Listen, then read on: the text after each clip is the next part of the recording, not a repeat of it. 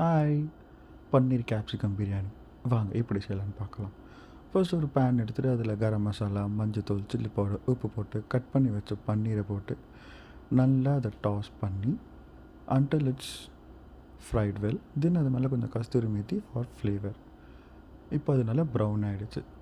At the same time ஒரு cooker எடுத்துகிட்டு அதில் ஆயில் ஊற்றி அதில் பட்டை, கிராம்பு, ஏலக்காய், பிரியாணி இலை போட்டுட்டு காரத்துக்கு 2 பச்சை மிளகாய், அப்புறம் நீளமாக கட் பண்ணி வச்ச வெங்காயம் போட்டு நல்லா அதை வதக்கிட்டு until இட்ஸ் கோல்டன் ப்ரௌன்.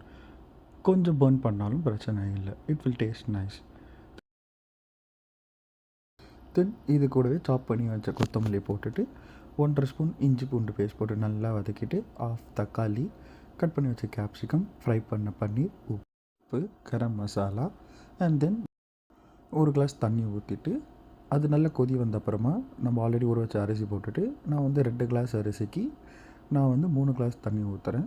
அப்புறம் உப்பு செக் பண்ணிவிட்டு கொஞ்சம் நெய், லெமன் ஜூஸ், அப்புறம் கொத்தமல்லி போட்டு மூடி வச்சுட்டு 15 மினிட்ஸ் நம்ம தோசைக்கல்ல தம் வச்சுட்டு ஓப்பன் பண்ணி பார்த்தா பன்னீர் கேப்சிகம் பிரியாணி ரெடி.